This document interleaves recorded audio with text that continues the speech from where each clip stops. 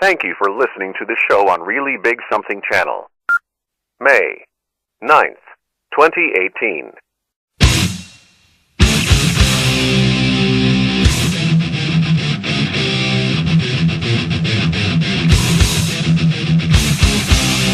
Warning: The Savage Nation contains adult language, adult content, psychological nudity. Listener discretion is advised.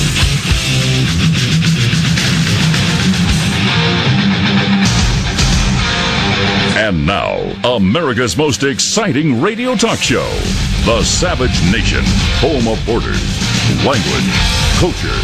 And here he is, author of Liberalism is a Mental Disorder, Trump's War, and God, Faith, and Reason, Michael Savage. Everybody's talking at me. I don't hear words they're saying, only the echoes of my mind. Welcome to the bubble. We're all in our little bubble. Snapchat, Instagram, YouTube, half naked, half dressed, half alive, half dead, showing our private parts, making them public. And then we wake up and we see an attorney general was a deviant of the worst kind, as close to psychosis as you could imagine, if the stories of these women are to be believed. And we don't know what to make of it. Now everyone's going, oh, I'm shocked. Governor Cuomo, oh, he's shocked, stunned. De Blasio was horrified over the Schneiderman thing. Cuomo, revelations were shocking, disturbing. Been going on in New York State for years. They paid out tens of millions of dollars for sexual harassment up there in New York State. Are you joking? Now, I know from the inside something that no one knows, but I'll tell it to you without divulging the source, which is that Schneiderman allegedly knew for 3 or 4 months this was coming. He just didn't know the day. I mean, this didn't happen overnight. It hit us overnight. But he knew it was coming. I mean, this took a long time to put together. So they got rid of him. So yesterday we talked about who did it. And you couldn't guess anyone. It could have been Mr. Giuliani and his connections.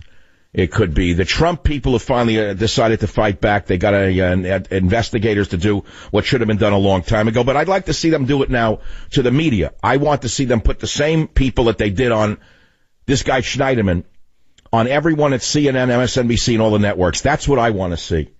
You know, he who lives in the glass house and all that stuff.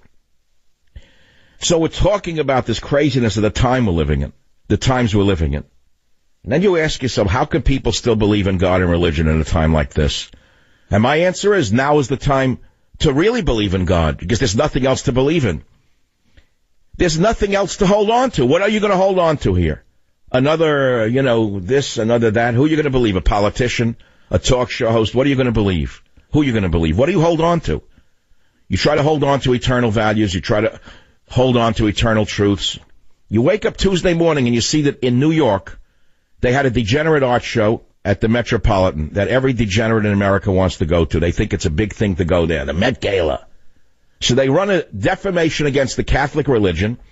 And of all things, Cardinal Dolan, the highest Catholic in New York, lends them the Pope's hat to march around, some dirtbag march around on the runway there. You tell me that these are not times that test man's soul? People don't know which way to turn. The church is in ruin. Nobody knows which way to turn. And if you live in a big city, you probably see men in black clothing, religious Jews, and they go by, you ignore them. It's like, okay, there they are, but you don't know what they do. What are they, crazy, living in another world? Well, they do live in another world. And what is that world that they live in? Why do they live in that world? Why so many of them are so intelligent? Highly intelligent, highly creative, highly advanced, and yet they choose to live in another world, another dimension. They don't have televisions in their house. Most of them don't even have radios. Many of them listen to this show only, none others. I'm telling you the way it is.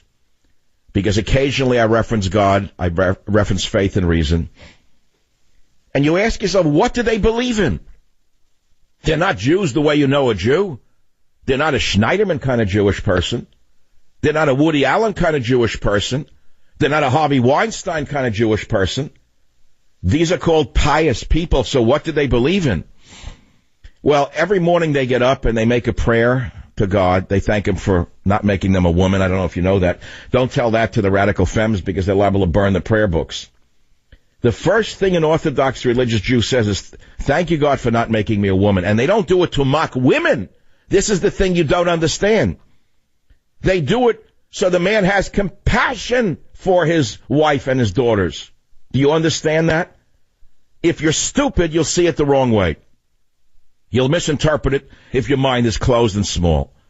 It's a way of saying, God, thank you for not making a woman because the woman suffers in a way I don't suffer. Do I have to spell it out for you and turn it into a burlesque? Then they make a really religious man. Don't worry, I'll get to the boring part of the show in a minute. We'll talk about, the news. Oh, how interesting the news. All day long, the news. Your whole life is news. Every minute, flashing lights on Fox News. How much breaking news can there be? They make it up. Flashing news every minute. Fake news, whichever way you turn, left and right. So people turn it off. You actually think talk radio audiences are larger now than they were 5 years ago? They're much smaller. Do you know why? People are burned out. There was an election, and it's over, and they don't care anymore. Unless there's a volcano going off somewhere or a terrorist attack, they don't watch the news. They don't care. So I'm going to go somewhere that I normally don't go, and eventually I will talk about Viagra and does it affect the veins, because I looked into it. I had an expert in the field send me an email. You have to read this. This guy's an expert on phlebotomy, a medical doctor.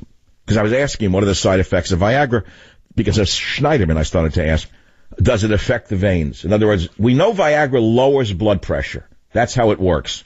It doesn't raise blood pressure. It lowers a man's blood pressure and therefore brings blood to the extremities, all of them. And as a result, things happen. But you ask, what are any side effects?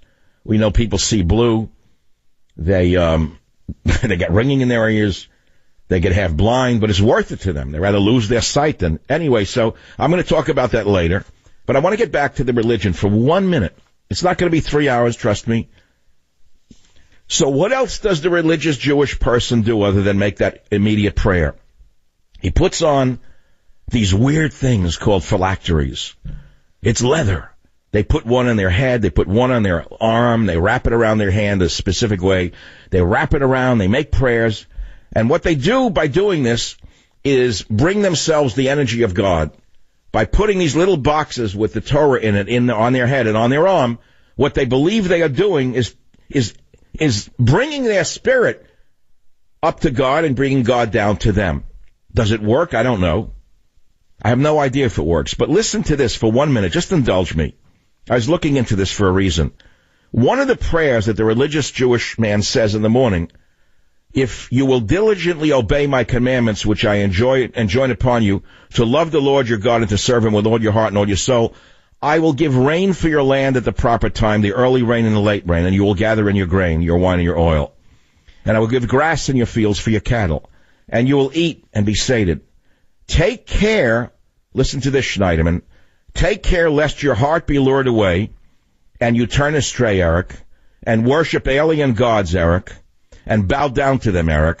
For then the Lord's wrath will flare up against you, and he will close the heavens, so that there will be no rain, and the earth will not yield its produce, and you will swiftly perish from the good land which the Lord gives you, Eric. Therefore, it says, place these words of mine upon your heart and upon your soul, and bind them for a sign in your hand, and they shall be for a reminder between your eyes. But one more line. You shall teach them to your children, to speak of them when you sit in your house, and when you walk on the road, when you lie down, and when you rise. And you shall inscribe them on the doorposts of your house and on your gates. Now, what that means is if you go to a Jewish person's house and you see that little weird thing on the right side of the door at an angle, that's called a mezuzah, you shall inscribe them on the doorposts of your house. A reminder that God is there. And it ends with this. So that your days and the days of your children may be prolonged on a land which the Lord swore to your fathers to give to them for as long as the heavens are above the earth. Now, the reason I'm reading this to you is because it's of interest to me, number one. But number two, some monumental biblical level things are happening on the earth right now under Donald Trump that only the media doesn't see. Only the vermin on the left in the media don't see it. In a few days, a contingent from the Trump administration On Saturday, will be flying to Israel. On Monday, they will be giving a speech in Jerusalem as the American embassy is opened in Israel. For religious Christians and religious Jews, this is a fulfillment of the Bible. But more than that, it's a promise that was made by many presidents that was not fulfilled. But it's being fulfilled by the man the media cannot get enough of hating. The anti-God, faithlessness, and people without reason in the media hate this man so much. The disease, the virus of hate that is seen in the Wolf Blitzers, the Jake Tappers. I'm just thinking of people's names that come to my mind. The hatred for Trump is at a point of insanity. For example, yesterday, Pompeo was missing in action. No one knew where he was, or 2 days ago. So the stupid people at the New York Times, the knee-jerkers, did a headline. Pompeo not to be seen or heard during these difficult times. The next day, we find that he was there getting the release of 3 American prisoners from the hands of Fat Boy, of the mafia state of North Korea. This is how sick they are. As I've said to you, if the president cured Alzheimer's disease, let's say he was secretly running a laboratory with scientists, and he announced tomorrow, I found the cure for Alzheimer's disease with these 3 scientists, what would Wolf Blitzer say? The president just admitted that he had the cure for Alzheimer's, and he withheld it for months, making people suffer who could have been cured, hurting women, children, animals, by not releasing the cure for Alzheimer's disease earlier. He had it, and he didn't release it. And he should be impeached, and there should be a special investigation of collusion between Donald Trump and the scientists to deny the cure for Alzheimer's disease, etc. Okay, a little overboard, I get it. But miraculous things are happening. They're all related to religion. Iran, by the way, related to religion. The demonic people who run Iran, and make no mistake about it, these are not Muslims per se. Most Muslims want to be left alone. They want to live a life in peace. And these fanatics do not want to live a life in peace. The fanatics of Iran want to dominate the Middle East and kill everybody around who is not a Muslim. How do I know that? Because they've said so. How do I know it? Because they've said so. You haven't heard it on the news because they don't play that. You haven't seen them throw gays off roofs, have you? And yet the gay community doesn't hate the mullahs, they hate Trump. How is that possible? How? Because the media is so distorted. So I said, I can spend all day today talking about the media and get angry. And what am I going to get out of that? I'm going to get just agitated, agita. And I don't want agita. Instead, so I went somewhere else. I went to another level. And I don't think you have to be religious to understand that although the very religious people in this country may be clownish to you. Remember the Woody Allen movies? Every time he could, he would mock an Orthodox Jewish person. He put himself in black garb and make believe what a fool he was. You remember? And the audiences would scream with laughter. Because Woody Allen was the fallen Jew. Woody Allen is who the Bible told us about. And that's why we love him so much. We love people who are funny. Why are they funny? Because they make a schmuck of themselves. And why do we laugh at people who make a schmuck of themselves? Because then we're not a schmuck. No, we're not an idiot. So we're not going to go there. We're going to talk about the higher things. So they pray, and they say that by doing this, they feel that their life will be better. They feel God will be in their life. And somehow they will be protected from all of the horrible things that do happen to us on this earth. So you say, well, come on, what kind of garbage is that? You know, religious school buses filled with nice kids go off cliffs and they all die. And I don't answer those questions because I'm not God. Nor does that really matter, because if those things happen, they happen. But it doesn't mean you should throw away the religion because things like that happen. People went into the gas chambers during World War II in Nazi Germany holding on to their prayer book, and the Germans laughed at them. You want to break your heart? Think about that. Religious men harm nobody in their lives. Farmers, basically. Little shopkeepers. The Nazi bastards were laughing as they machine gunned them and their naked wives, and the men held on to their religious books. What is that, faith or stupidity? I'll let you decide. Join the Savage Nation. Call now, 855-400-SAVAGE, 855-400-7282. Savage. The Savage Nation is sponsored by Swiss America, the only company I trust with my financial future. Call 800-289-2646 or SwissAmerica.com. Thank you for listening to the show on Really Big Something Channel. Only the echoes of my mind. More than ever today, walking around in a bubble, all of us. People walk into traffic, they don't even know they were hit by a car. And they call a car racist or sexist that hit them. They fall down an elevator shaft and they blame the elevator. But living in crazy times, it's very hard to retain your sanity. So people, in times like these, revert to traditions. I know the news stories, Iran and this one and volcanic gases, Iran mocking Trump. I was going to do some of these like Viagra side effects and Venus pressure, which I may do. Trump said reporters should be licensed by the government. I mean, that was a big story. I was going to ask you, should the stripper's lawyer be sanctioned and disbarred? Of course he should. Of course that dirtbag should be sanctioned and disbarred, making claims like that. That's a lawyer? North Korea releases prisoners. How will media spin this? I already saw the spin. They made it the reverse of what was unbelievable. But you know, if I do this every day and I take my fine mind, my evolved brain, my evolved soul, my evolved spirit, and I devolve my spirit and soul and mind to this level of news, I will lose everything. And I'm too far into the game to want to lose everything. So therefore, I'm going to talk about other subjects today for a while, because I don't want to do it anymore. I've had enough of it. It's enough to destroy a man's heart and mind to read this stuff. You go on every website, it's the same garbage. One attacking the other, one this, one. It's enough. It's crazy. I used to spend all my days in a medical library, UC Med Center Library, reading research articles. I felt like I was in another world, a purer world. A more logical world, a cleaner world. I'm not complaining about the media because God gave me this. This is my field. This is my rain. These are my cattle. This is my reward.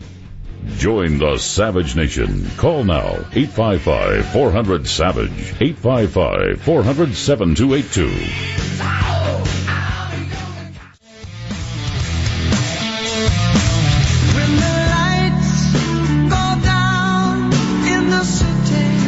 It is the Savage Nation. What am I talking about? You know what I'm talking about? Because I know what I'm talking about. I see a headline. Cardinal Dolan loaned Rihanna the Pope hat. Christian fury at Met Gala's blasphemous Catholic theme. And yet, they all wanted to be there. Mitt Romney had to be there. The governor had to be there. Around the worst people on the planet. Met Gala. What's the Met Gala? A place for degenerates to show off expensive clothing. And to top it off, Cardinal Dolan, the highest Catholic in New York, loans one of the lowlives a hat that the Pope wore for a parade. It was bad enough years ago when the Brooklyn Museum, remember that one, that horrible thing that they did? Put a crucifix in a jar of urine? How I railed against that. As did Cardinal Dolan. Now he's lending a Pope's hat to this? We're living in really fallen times. Mocking religion. You don't have to be religious to not mock the religious people. They are the remnant of reality on this planet, in case you don't know it. You look back in your own family. Let's say you're the coolest person on the block. Good looking, you work out, you got all of this, all that. You're not 2 generations away from a religious person, which means it's still in your DNA. What's amazing to me, well, that's a separate story. I don't even want to talk about what's amazing to me about religion. Is that who wears crosses, for example. You see these movies like I watched for 30 hours last week. I was just obsessed with it. Narcos. All the murderers, all the Mexican, all the Colombian killers, all had crosses on them. As they're executing children, they have crosses dangling from their head. You have to ask yourself what that's about. I have faith in what? What do I have faith in if they're killing children? Is the object of religion to make you a kinder person? You know, what is the whole point of religion is what you have to ask yourself that. That's really what I'm getting at. Because I've asked this question 1,000 times to myself, and I've come up with the answer, which is that unless religion gives you new powers or enables you to have more power, it's worthless to you. If religion makes you weaker, then what good is the religion? So let's say you go into a house of worship and you come out feeling dirty and dispirited and you're no good. That's not a good religion. That's a bad religion. You're not supposed to go in and come out feeling weak. To me, a religion should lift up your spirits and give you more strength. If I were running a sermon on a Sunday or a Saturday, wherever it was, even if it was a tele-evangelical thing, which I've thought about doing a lot of time, many times, just a weekend prayer service across the religions, I would make sure people left feeling spirited, not dispirited, or else I wouldn't do it. Why would you go in a church to come out feeling beaten up? Why would you go into a synagogue coming out feeling like, ugh, no good? You're supposed to come out feeling happy. That's what religion is supposed to do for you. I know it for a fact. Again, I'll get sidetracked by telling you how I know that. And maybe that's something I should do, but maybe I shouldn't do it right now. I thought North Korea releases Americans. Iran does this. Alaska does that. Baked Alaska is made this way. The Constitution was baked upside down by Thomas Jefferson. You know, this is what you want to listen to? I want to give you something that you can take home. And it may not even be ideas. It may just be a feeling. So let's take some calls and see where we're going. Let's go to WABC. Jeff, line 2. What's on your mind, Jeff? Good afternoon, Dr. Savage. As you may recall, you and I had spoken about a decade ago. I am an ordained Orthodox rabbi. I have an undergraduate degree in mathematics and a master's in mechanical engineering, and we had talked about creationism. I would like to address your... Are you the scholarly man who answered the question of how could the world have been created in 7 days? Yes, that was the discussion we had. Unbelievable. I've been looking for you for a long time. I don't even think you're on this planet. I think you're calling from another dimension, but go ahead. I'm all ears. Well, as Michio Kaku indicates, we live in a 10-dimensional reality, and his 10 dimensions actually parallel the Kabbalistic 10 spherot, the 10 spheres of influence that govern our existence. With remarks that you made regarding prayer, you were quoting the second paragraph of the Shema, which is said twice daily. And what is fascinating is that we keep referring to prayer. The English word pray means to ask, to request. In Hebrew, the word for prayer is lehitpalel, the root of which is palel, which means to judge. Lehitpalel is the reflexive. Consequently, the meaning of the term prayer is introspection, to analyze, evaluate, and assess that which is in the very essence of our being so that we can improve our spiritual conduct. We can aggressively announce our relationship with tradition. To quote John Quincy Adams, who we are is who we were. We live within the enlightenment of our ancestors. And the prayers to which you make reference with regard to the Hasidic or Yeshivish person, I happen not to be Hasidic. I am modern Orthodox. I am a graduate of Yeshiva University. I have a very, very direct perspective on this. One of the early blessings we make each day is a blessing in which we thank God for our fundamental physiology, the ability to go to a bathroom to relieve ourselves. When we leave that bathroom, we are enjoined to make a blessing, thanking God for having given us the ability to function. No, I understand. There's a prayer that says, no, one of the first prayers is one that says we have many orifices and vessels that if even any of them were to close for even a moment, we wouldn't exist. So the early Jews were knowledgeable about anatomy and physiology before any other peoples on the earth, so far as I know. That is absolutely correct, and I'll show you something very, very interesting. There is a principle in Jewish law called chazaka. It means status. The way you determine the status of a situation or a set of circumstances is if the same thing occurs 3 times in succession, that's its status. And so consequently, if one particular person sits in a particular chair in the synagogue 3 Sabbaths in a row, that is his particular place. And that is the general rule, that if something happens 3 times. There's an exception to that rule, that if something happens twice that is negative, you don't do it the 3rd time because it has a, quote, chazaka, unquote, a status. And that is... But Jeff, we're getting lost in the shuffle here. I mean, this is very interesting stuff, but I want to go back to the bigger picture for the general audience, which is not religious. My main theme is that in these crazy times that we are living, where there's no standards, no values, no center, no north, no south, no east, no west, the people are falling apart. They don't know which way to turn. And I'm saying people turn back to tradition. Do you find that to be true? Are people flocking to religion or moving away from it? No, I find, as you said initially, that more and more people are recognizing the focal point of their being, which is tradition, which is religion. And whether it is Judaism or Catholicism or Christianity or Islam or Buddha, it doesn't matter. It is a function of recognizing that those who preceded us have determined a path that is best for the conduct of our moral conscience and our lives. That is, that's a beautiful sentence, and I want to pause for a minute and take a deep breath and think about it. So, as I said earlier, Rabbi Jeff, there are people listening to the show. They're full of themselves. They don't believe in anything. They believe that they're demigods. They don't believe that there's anything after they die. They're in great shape. They've never had a disease. They have all of the money, all the power, all the women they want. And I remind them that they're not more than 2 or 3 generations, no matter what their religion, away from a religious person. You know that's a fact, correct? Yeah, absolutely. And I think, by the way, that is the ultimate bankruptcy of ethical humanism and Immanuel Kant. And I believe firmly that if, we say we're 6 degrees separation.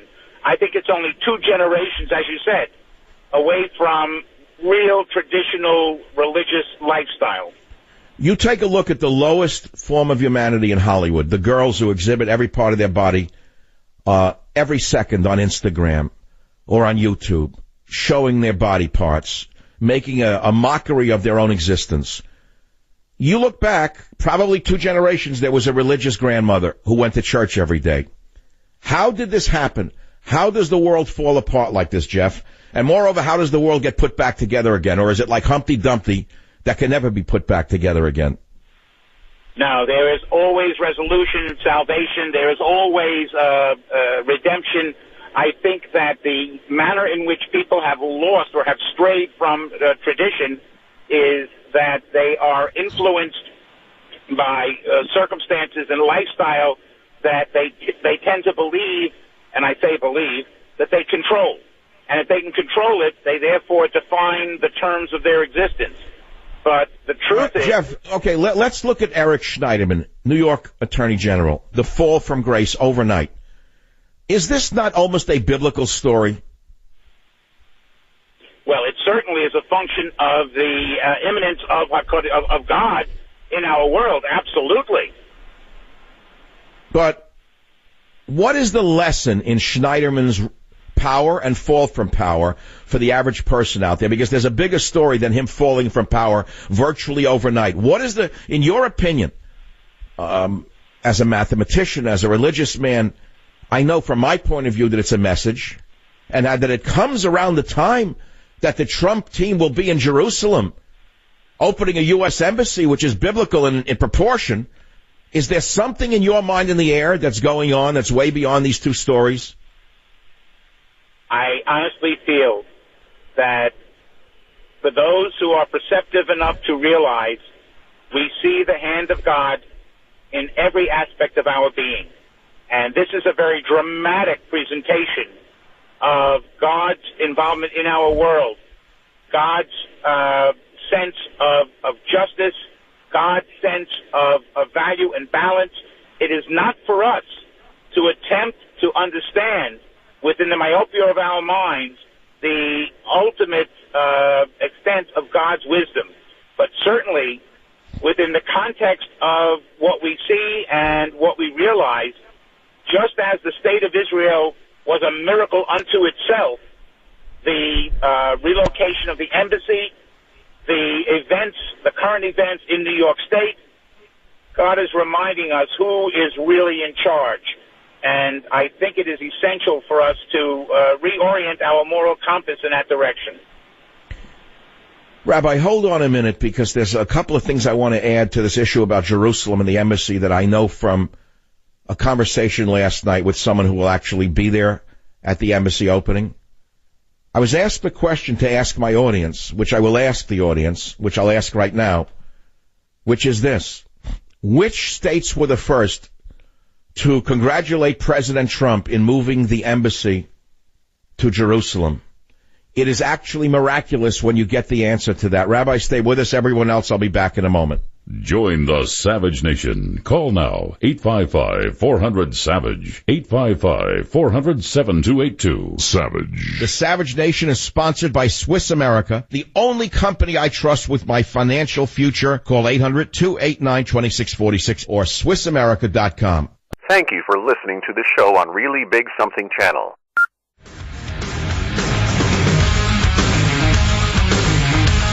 Nothing sacred? Well, it's an interesting question because more than 1 million children were victims of identity fraud in 2017, according to a new report, and the most common perpetrator was a family friend. With limited to no financial history, even children now are the most likely to become victims of new account fraud, and they won't realize it until years later when they apply for a credit card or loan. There are so many threats in today's connected world, and it just takes one weak link for criminals to get in there. So good thing new LifeLock identity theft protection adds the power of Norton Security to help protect you against threats to your identity and your devices that you can't easily see or fix on your own. So if you have a problem, they have agents who work to fix it. No one can stop every cyber threat, prevent all identity theft, or monitor transactions at all businesses. We know that. But new LifeLock with Norton Security is able to uncover threats you might otherwise miss. So go to LifeLock.com or call 1-800-LifeLock, and please use promo code SAVAGE, and you're going to get an additional 10% off. It's that simple. That's promo code SAVAGE for an additional 10% off, 1-800-LifeLock or LifeLock.com. What are we really talking about right now? Someone I know sends me a story right now at a college that she's at, that a male was found in the woman's bathroom recording women in the stalls, and they're looking for him. And I said, sad and sickening is what I said, sad and sickening. Speaking now with a rabbi on the radio about the power of prayer, tradition, a turning away from the world. And I guess he's gone. Is he gone? He left? I guess he had to make a living. He had to go. Okay, I got his number. We'll talk again. Chris, on the other hand, doesn't believe we need religion, and I want to hear from him as well. Chris, on WABC, go ahead, please tell us your viewpoint. I can only speak for myself, my family was never religious. I was baptized Protestant, I think. I'm a good person. I don't videotape women in bathrooms and do all these things. I just from my own perspective, I've never felt the need to have an organized religion to be moral. Well, you are like most modern people, by the way.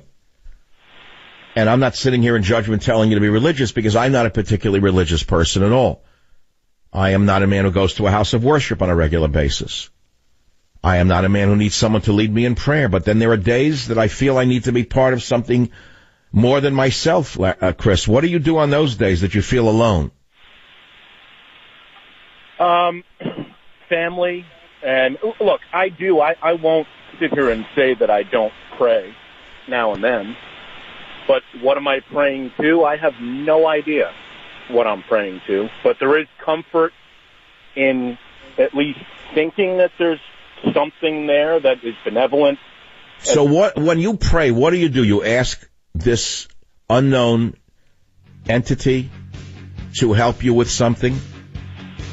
Yeah, I don't ask for material things. I mean, that's just silly. Like the health of a child, for example, or your health, a mother should be restored to health, something like that. Well, you're like most decent people on the earth, and I'm going to send you God, Faith, and Reason because I wrote it for you mainly. The religious people don't need that book. You need the book. And you know what I need? You to be here when I get back at the next hour. Join the Savage Nation. Call now, 855-400-SAVAGE, 855-400-7282. Savage. Thank you for listening to the show on Really Big Something Channel. Me, a cat, moving in with a new human. It took a little getting used to. She has these weird games she likes to play, like this giant feather. She sticks it in my face. I swat it away. She sticks it in my face. I swat it away. It's almost like she thinks I enjoy it.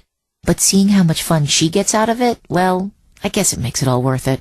Humans. A person is the best thing to happen to a shelter pet. Be that person. Adopt. Brought to you by the Ad Council and the ShelterPetProject.org.